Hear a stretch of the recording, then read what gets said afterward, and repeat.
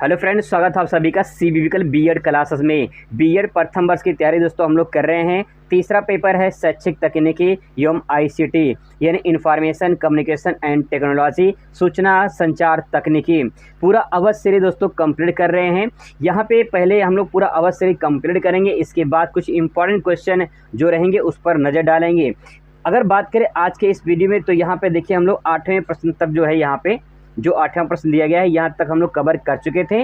अब बात करते हैं 9वें दोस्तों। जो 9वां प्रश्न है यहाँ पे देखिए, पब्लिक संप्रेषण पर टिप्पणी लिखिए। अगर ऐसा क्वेश्चन एग्जाम में आएगा तो उसे कैसे लिखेंगे, सिर्फ चीज़ों को समझना है, बस एक बार समझ जाएंगे आसानी से उसे अपने शब्दों में लिख पाएंगे। पब्लिक संप्रेषण में व्यक्ति अपनी बात या संदेश के असंख्य लोगों तक जब पहुँचाता है तो उसे पब्लिक संप्रेषण कहते हैं। ठीक है, यानी जो पब्लिक संप्रेषण में व्यक्ति अपनी बात या संदेश को असंख्य लोगों तक पहुंचा दे तो उसे क्या कहते हैं, पब्लिक संप्रेषण। मैं आपको एग्जांपल के माध्यम से समझा दूं। जैसे मान लीजिए मोदी जी हैं और जो है पब्लिक में अपना जो है स्पीच दे रहे हैं, तो अपनी बातों को अपने संदेश को असंख्य लोगों तक पहुँचाते हैं तो इसे क्या कहेंगे, पब्लिक संप्रेषण कहेंगे। ठीक है, एक लाइन में समझ सकते हैं। इसके बाद देखिए, पब्लिक संप्रेषण की प्रकृति सामूहिक होती है।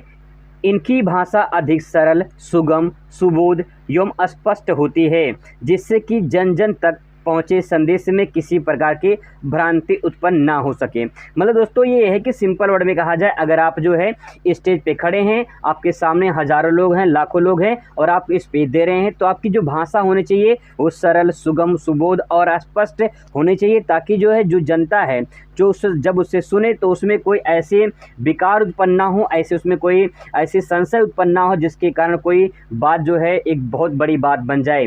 तो आपको ध्यान में रखना है, जैसे मोदी जी हैं जब स्पीच देते हैं तो उसमें जो बातें बताई जाती है, जो बोलते हैं वो सरल, सुगम, सुबोध और स्पष्ट होती है।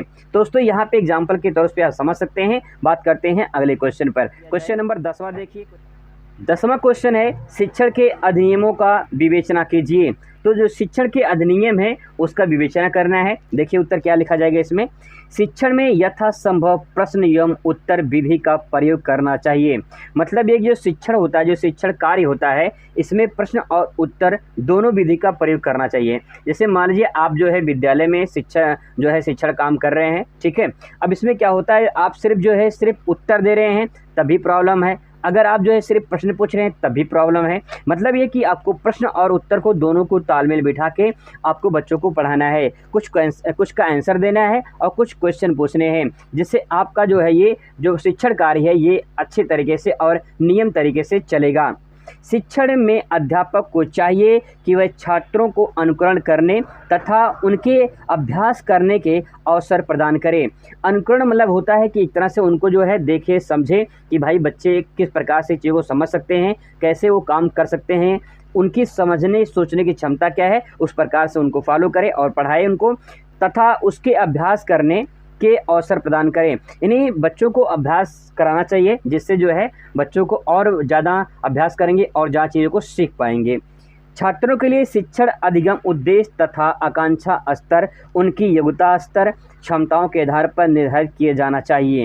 यानी जो बातें कहा गया कि छात्रों के लिए शिक्षा जो अधिगम उद्देश्य होना चाहिए, यानी जो जैसे मान लीजिए पाठ्यक्रम जो बनाया जाता है वो अलग अलग क्लास के अलग अलग तरीके से बनाया जाता है, ताकि जो है उनकी जो क्षमता होती है, जिस उम्र में जिस बातों को समझ सकते हैं, उसी के आधार पर जो है बच्चों को पाठ्यक्रम तैयार किया जाता है और उसी के आधार पर शिक्षण कार्य किया जाना चाहिए।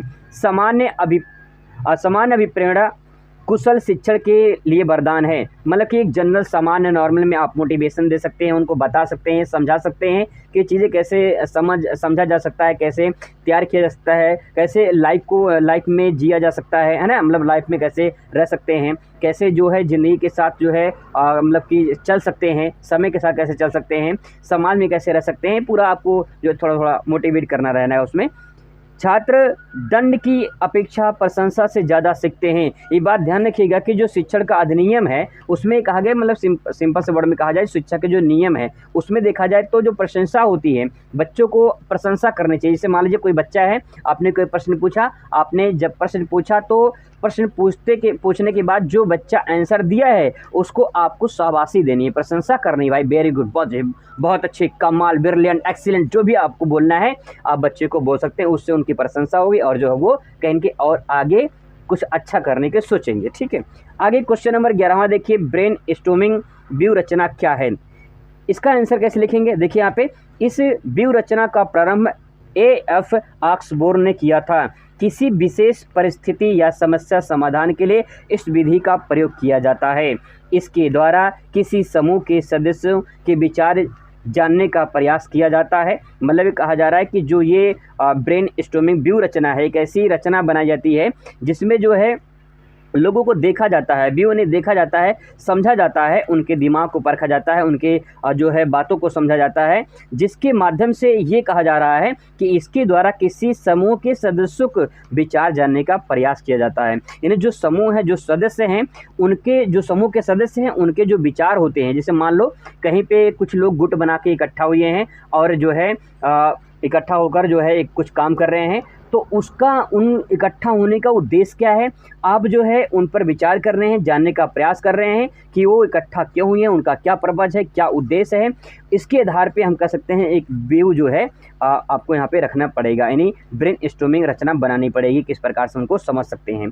इस व्यू रचना का प्रयोग उच्च संज्ञानात्मक योग्यताओं के विकास एवं सृजनात्मक क्षमताओं की वृद्धि के लिए किया जाता है। अगर इसको एक लाइन में डिफाइन किया जाए तो बस इतना समझ लीजिए, जैसे मान लीजिए कुछ बच्चे हैं, ठीक है, उन्होंने ग्रुप बनाया कि आज चलो जो है ये सर के बारे में जो है कुछ प्रिंसिपल से शिकायत करते हैं। तो आप पहले उन बच्चों के जो समूह बना है, उन बच्चों के समूह के बारे में, सदस्यों के बारे में, उन्हें बच्चों के जो गुट बना हुआ है उनके बारे में समझिए कि ये इनका उद्देश्य क्या है, इनका पर्पज क्या है।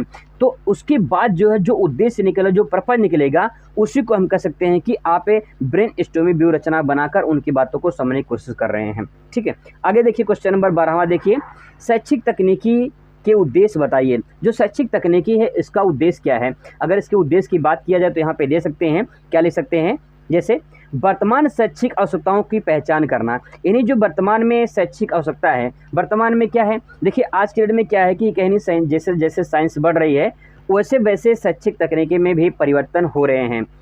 अगर देखा जाए शिक्षा स्तर में बहुत ज़्यादा परिवर्तन हो रहा है, बहुत ज़्यादा बदलाव हो रहे हैं, समय के साथ आने वाले और दिनों में परिवर्तन हो सकता है। तो आज की डेट में ऑनलाइन, यानी जो है ऑनलाइन पढ़ाने का बहुत ज़्यादा क्रेज़ है। ठीक है, तो सिंपल सी बात यह है कि अगर वर्तमान में देखा जाए तो जो शिक्षा है उसकी आवश्यकताओं में परिवर्तन हो रहा है और उसको जो है इस प्रकार से पहचाना जा सकता है हम शिक्षक तकनीकी के द्वारा। अगला पॉइंट ले सकते हैं यहाँ पे, शिक्षा नियोजन, संचालन, मूल्यांकन करना। मतलब है कि शिक्षा का नियोजन करना कि किसी भी जो आप शिक्षा कार्य कर रहे हैं उसको एक योजनाबद्ध तरीके से करना चाहिए, ताकि जो है बच्चों को जो आप शिक्षा प्रदान कर रहे हैं वो आसानी से चीज़ों को समझें और अपने आप में विकास करें। जैसे बोलते हैं ना, सर्वांगीण विकास करना बच्चों में, तो उसी प्रकार से शिक्षा का नियोजन करना, मतलब शिक्षा इस प्रकार से नियोजित करना है, इस प्रकार से बनाने हैं कि ताकि हम अपने उद्देश्यों के प्रति जो है उद्देश्यों को प्रति बच्चों को उनके पहुंचा सके। संचालन, अच्छे तरीके से संचालन करना है, उसका मूल्यांकन भी करना है कि आपने जो बच्चों को पढ़ाया है क्या उनको कुछ समझ में आया है या नहीं आया है। अगला पॉइंट है, शिक्षा का अपव्यय से बचना। शिक्षा की जो बुराइयां हैं, जो गलतियां हैं, उससे बचना है, कहीं की जो कमियां हैं उसको दूर करना है। ठीक है, कक्षा शिक्षण की प्रभावकारिता में वृद्धि करता है। यानी जो कक्षा होता है, जो क्लास होती है, उसमें जो शिक्षण कार्य है उसको कहीं कहीं उसके प्रभाव को बदलता है, कहीं कहीं प्रभाव में परिवर्तन करता है। ठीक है, तो यहाँ पे पॉइंट आप ले सकते हैं।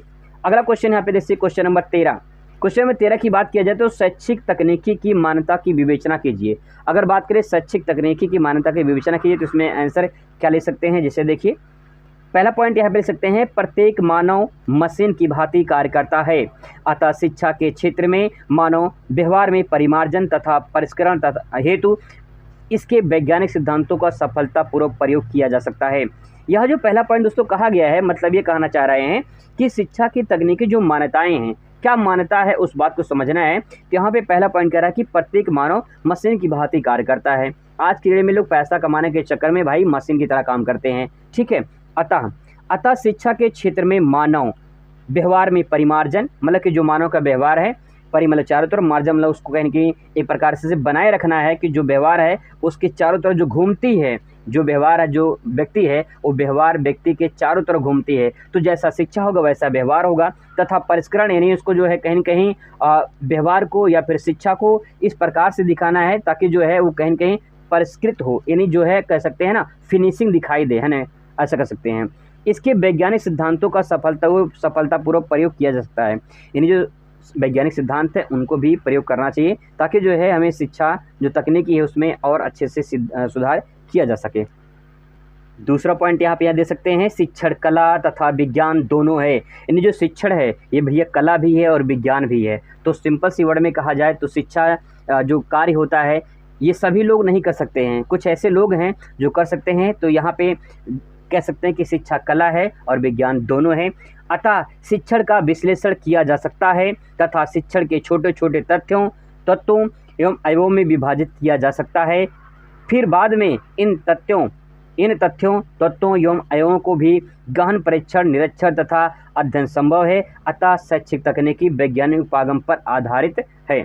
मतलब दोस्तों अगर बात कहा जाए कि जो शैक्षिक तकनीकी है इसकी क्या मान्यताएं हैं, तो मान्यताएं वो लंबी चौड़ी हैं। इसमें 2 पॉइंट दिया गया है जिसमें ये कहा गया है कि प्रत्येक जो व्यक्ति है वो कहीं न कहीं मशीन की भांति काम करता है, और देखा जाए तो जो उसका व्यवहार होता है वो कहीं न कहीं उसके चारों तरफ घूमती है, दिखाई देती है, और उसको अगर और अच्छा फिनिशिंग लानी है अपने उसके व्यवहार में तो उसके लिए शिक्षा का भी विशेष महत्व रखता है। दूसरे पॉइंट में कहना चाह रहे हैं कि शिक्षण जो है वो कला विज्ञान दोनों है, और शिक्षा के माध्यम से ही जो उसके कुछ जो छोटे छोटे पार्ट होते हैं उनके माध्यम से ही शिक्षा तकनीकी में जो है प्रभावित किया जा सकता है। तो यहाँ पे जो 2 बातें हैं इसको आसानी से आप समझ सकते हैं। चौथा क्वेश्चन हम लोग अगले वीडियो में कवर करेंगे, काफ़ी लंबा हो जाएगा वीडियो। तो मिलते हैं नेक्स्ट वीडियो में। Thanks for watching.